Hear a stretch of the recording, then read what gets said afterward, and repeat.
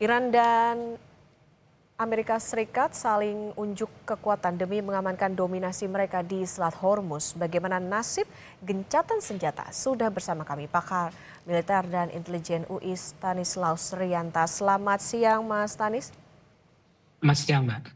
Mas Stanis, IRGC ini menyita 2 kapal kontainer di Selat Hormuz sebagai aksi balasan langsung atas tindakan Amerika Serikat. Bagaimana Anda melihat ini? Ya ini akhirnya kan saling saling balas ya.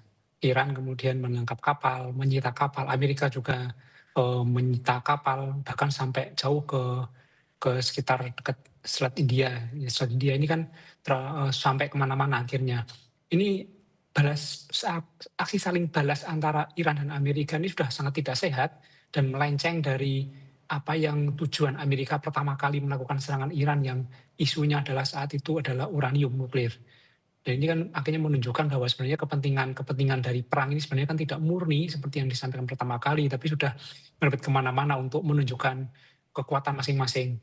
Bahkan Iran juga sudah kita duga sebelumnya bahwa perang ini akan menciptakan sistem baru, sistem ekonomi baru di Selat Hormuz bagi Iran, yaitu mendapatkan keuntungan dari penarikan biaya. Jadi menjadi kacau suasana dan ini ancaman bagi energi dunia, ketersediaan energi di dunia. Saya kira jika ini tidak berhenti dalam waktu cepat, ini sangat berbahaya bagi kita semua. Oke, artinya begini, kalau tadi dikatakan ini tidak murni kemana-mana, berbahaya, lantas resiko apa yang mungkin terjadi, let's say dalam waktu dekat maupun juga jangka panjang, Mas Tanis? Ya, kalau kita lihat siapa pihak yang terkena resiko itu. Sebenarnya kan ini Amerika yang terkena resiko ya. Saya melihat bahwa Amerika sebenarnya sedang mencari-cari exit strategi, ingin berhenti dari perang ini. Trump akan menghadapi pemilu saya kira waktunya sudah sangat mepet ya. Tekanan politik cukup kuat dari dalam negeri, tekanan ekonomi cukup kuat, sehingga dia mencari exit strateginya seperti apa. Jeda ternyata tidak membuahkan hasil, bahkan Trump mengumumkan jeda sepihak, Iran tidak mau seperti itu. Nah memang jeda sepihak Amerika ini sebenarnya kan seperti mau exit strategi dari Iran sebenarnya. Karena permusuhan ini susah sekali untuk dihentikan dan damai langsung seketika. Jadi kalau misalnya permusuhan tidak bisa dihentikan, perangnya juga sulit dihentikan, maka langkah terbaik sebenarnya jeda. Tapi jeda ini kan tidak disepakati. Amerika ingin jeda, Iran tidak. Jadi nanti jeda sepihak. Amerika mengatakan jeda, tetapi tetap melakukan serangan kecil-kecilan, sporadis, supaya tidak kehilangan muka. Itu risiko yang tertinggi di Amerika, kehilangan muka sehingga Trump akan bahaya terancam di pemilu Sementara Iran sudah cukup lama dia dalam menyiapkan untuk perang seperti ini, bahkan dalam kondisi blokade, kemudian diembargo selama 40 tahun, mereka justru mandiri, termasuk dalam persenjataan, sehingga mereka sudah siap. Ketika perang itu dilakukan di Selat Hormuz, sebenarnya lebih banyak menguntungkan Iran. Iran menguasai Medan, dia bisa membuat sistem baru, ekonomi baru. Tapi dampak yang paling berbahaya, yang paling merugikan sebenarnya adalah terhadap dunia, yaitu ketersediaan energi ini yang sangat berbahaya. Kita di Indonesia aja sudah tarif BBM non subsidi sudah naik sangat tinggi. Saya kira itu dampak langsung dari perang Iran Amerika. Jadi kalau tidak segera dihentikan, dampaknya akan kemana-mana. Nanti rentetannya terhadap logistik, gabar akan naik. Kemudian tentu ketika ekonomi menjadi sulit ya potensi gangguan keamanan juga cukup tinggi, termasuk naiknya intensitas gangguan terorisme di negara Eropa sudah mulai muncul juga gara-gara perang Iran Amerika ini. Oke, tujuan perangnya udah kemana-mana, tidak lagi fokus, lantas itu juga berdampak kepada dunia yang juga tadi bisa merambat kemana-mana juga. Oke, Mas Tanis, Gedung Putih menyatakan bahwa Presiden Trump nggak menganggap penyitaan ini sebagai pelanggaran kerangka gencatan senjata karena kedua kapal itu bukan milik AS maupun juga Israel. Tapi menegaskan bahwa tindakan Iran sebagai aksi perompakan. Menurut Anda apakah AS akan bertindak setelah penyitaan meski bukan kapal miliknya? Ya ini kan tergantung wilayahnya di mana kan. Kalau wilayahnya di Selat Hormuz ya Iran memang punya kendali, tapi kalau di wilayah perairan internasional saya kira Amerika juga terlalu berlebihan kalau dia mengklaim bisa melakukan apapun untuk kepentingan dia itu. Ini menjadi tidak sehat karena dua pihak saling klaim. Jadi sebaiknya memang ada pihak ketiga yang menjadi penengah supaya adil. Jadi harapan kita kan sebenarnya pada PBB ya, tapi PBB kan nampaknya tidak ada gaungnya, tidak ada suaranya terhadap masalah ini. Nyaris tidak ada aksi apapun di saat perang seperti ini dan bahkan dunia krisis energi ya. Jadi klaim-klaim Amerika itu tentu untuk menunjukkan power-nya, untuk menunjukkan pengaruhnya. Iran juga sama seperti itu. Selama perang ini masih berlangsung, itu akan terjadi terus. Itu akan terjadi. Ini ibaratnya seperti ini, ketika ada 2 orang berkelahi dalam rumah, ini masih anak kecil misalnya berada dalam rumah, tidak ada yang nonton, nah itu mereka biasanya keluar rumah itu, di pinggir jalan supaya ada yang nonton itu. Supaya ada perhatian kemudian bisa melibatkan banyak pihak. Itu analoginya seperti itu. Ini kan mereka menggeser ke Selat Hormuz supaya banyak yang terlibat. Karena banyak sekali kepentingan asing di Selat Hormuz. Kalau perangnya hanya di Iran, mungkin tidak banyak yang terlibat, termasuk dampaknya mungkin hanya untuk Iran dan Amerika saja. Ancaman-ancaman Amerika yang mengatakan ingin melakukan pendaratan pantai, kemudian menurunkan lindung, ini nggak terjadi hanya gertakan saja. Tapi begitu memindahkan medannya ke laut, ini semua kemana-mana dan dampaknya di seluruh dunia mengalami. Ini kayaknya geseran tempat ini cukup berhasil, terutama bagi Amerika untuk menarik perhatian dunia. Oke, Mas Tanis, ini kan juga kita tahu bahwa upaya perdamaian juga mandek. Apakah dengan adanya kejadian tersebut ini kayaknya jadi semacam Iran nih punya pancingan untuk melihat bagaimana reaksi AS nantinya, meskipun kapal tersebut kan memang Iran yang menduga ini diduga terkait dengan Israel seperti itu. Ya, ini kan menjadi agak abu-abu karena kita juga tidak mendapatkan pernyataan kan. Mereka tidak memberikan pernyataan apapun ini, kecuali Iran dan Amerika yang standar-standar saja. Tapi pemilik kapal kan tidak memberikan pernyataan apapun. 2 kapal yang diserang oleh Iran, kapal Israel, kemudian Amerika juga melakukan balasan. Ini kan seperti ada pihak-pihak yang bermain di belakang ini. Jadi kalau kita melihat perang Amerika-Iran itu tidak bisa hanya melihat kedua entitas itu, tapi mana saja yang berada di balik itu. Israel misalnya salah satu aktor terkuat, cukup mengganggu Iran. Jadi apapun yang provokasi-provokasi yang dilakukan oleh Israel pasti akan dibalas oleh Iran. Kemudian ada aktor lain misalnya Cina. Cina juga beberapa informasi menyebutkan dia menyuplai senjata untuk Iran. Kemudian dia sekarang malah membeli minyak cukup besar dari Iran. Ini kan cukup mengganggu Amerika, sehingga Amerika juga melakukan tindakan-tindakan. Jadi di dalam perang ini ada yang dirugikan, tetapi ada juga aktor-aktor yang diuntungkan. Itulah yang bermain sebenarnya. Oke, Mas Tanis, lantas begini, saling tekan di area laut, di area perairan, ini bisa menjadi konflik yang sebesar apa, seterbuka apa antara kedua pihak ini, Iran maupun juga AS. Kemudian apakah akan berubah juga jadi berebut kendali di Selat Hormuz? Apakah ini juga bisa dilihat jadi bagian strategi untuk posisi tawar di perundingan nantinya? Ya, saya melihat ini Amerika mungkin ketika menggeser perang ini ke Selat Hormuz, dia akan lebih diuntungkan secara alutsista. Kalau sebelumnya dia ingin perang darat, kemudian melakukan penerjunan, cukup berbahaya karena Iran juga sudah menyiapkan, klaim Iran kan 1 juta lebih milisi siap menyambut pasukan darat dan pasukan udara Amerika. Jadi pasti akan banyak korban jiwa. Nah, ketika digeser ke Selat Hormuz, ini keuntungan bagi Amerika sebenarnya karena secara alutsista dia merasa akan menang. Tetapi Iran itu juga menguasai wilayah dan dia juga mempunyai strategi-strategi karena sebagai pemilik teritorial di situ. Nah, Amerika kan dengan menggeser ini ke Selat Hormuz, akhirnya kan mendapatkan perhatian dunia. Dia mencoba untuk menarik perhatian dari berbagai pihak yang selama ini tidak didapatkan.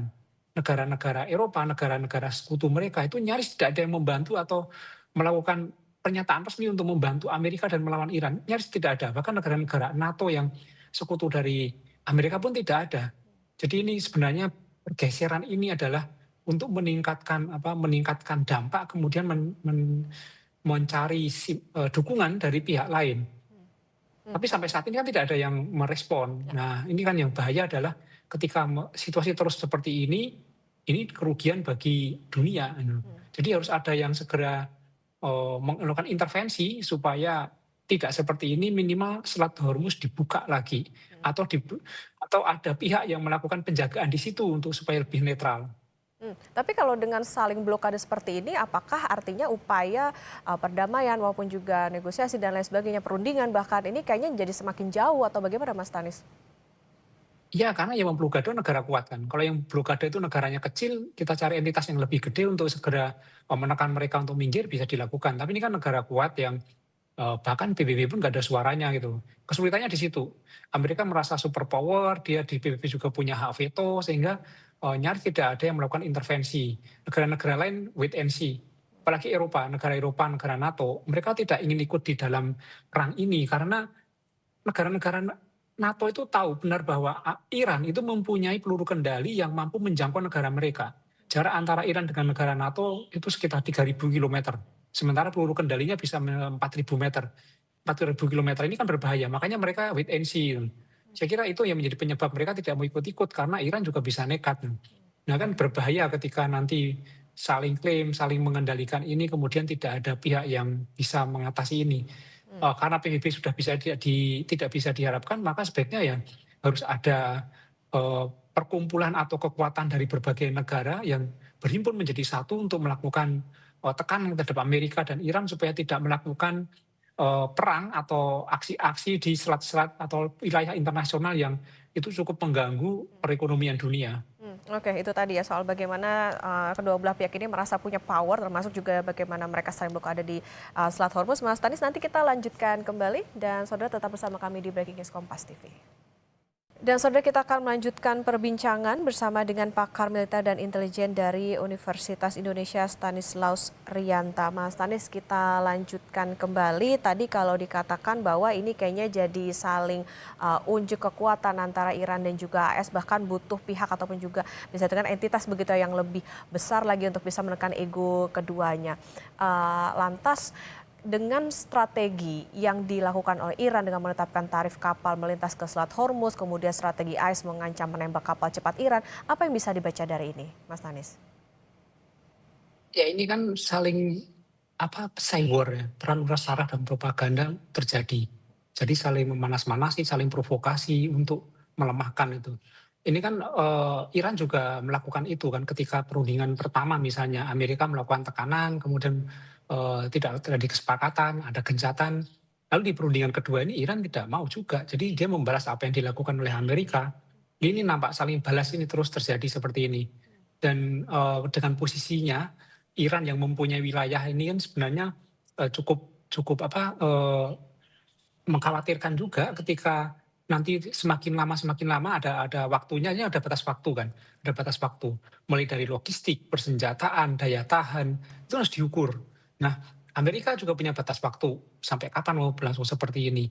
Saya mengkhawatirkan seperti ini, ketika itu pada titik batas waktu, kemudian nanti Iran mengeluarkan senjatanya, karena kita hampir semua para analis itu menyebutkan bahwa pasti Iran itu mempunyai senjata yang lebih besar yang belum ditampilkan. Ketika nanti Iran menggunakan senjata seperti ini kemudian untuk melakukan serangan terhadap Amerika atau Israel atau manapun, ini yang kita khawatirkan karena akan menjadi bencana kemanusiaan, bencana yang dampaknya akan panjang gitu. Jadi ketika ini tidak dihentikan cukup berbahaya. Nah sebenarnya kan pertanyaannya adalah apa yang bisa menghentikan perang ini? Siapa yang bisa menghentikan ini? Ini yang sampai sekarang masih belum ketemu itu. Cina saya kira sudah melakukan negosiasi. Rusia juga di balik layar pasti juga sudah melakukan negosiasi dengan Iran. Tapi saat ini Amerika sama sekali juga masih terus melakukan terang tekanan, Iran juga masih bertahan tidak mau ngalah, dan politiknya Trump yang berubah-ubah, saling mengancam, ini juga cukup menyulitkan untuk dilakukan negosiasi. Walaupun saya meyakini bahwa kanal-kanal diplomasi dari dua negara pasti sudah melakukan komunikasi ya. Tapi Trump memang sangat sulit untuk diajak melakukan negosiasi atau kompromi untuk selama kepentingannya tidak terpenuhi. Sementara Iran juga punya punya kepentingan lain dan dia juga punya ideologi yang cukup kuat untuk melawan ini. Ini posisi yang sangat sulit saya kira. Oke, itu tadi yang mungkin kita semua selama ini gambling gitu. Apa sih sebetulnya yang bisa menghentikan ini? Lantas Mas Tanis, apa sih dari segi hukum internasional itu seperti apa antara Iran menetapkan tarif dan juga ancaman Trump untuk menembak kapal? Kira-kira mana yang menurut Anda lebih berpotensi jadi pemantik utama meletusnya konflik fisik di Selat Hormuz? Ya kalau di dalam situasi perang kan hukum jadi tidak berlaku.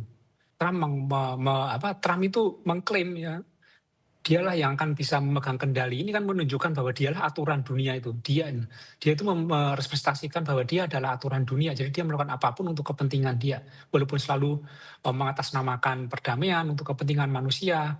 Tapi kan tidak seperti itu.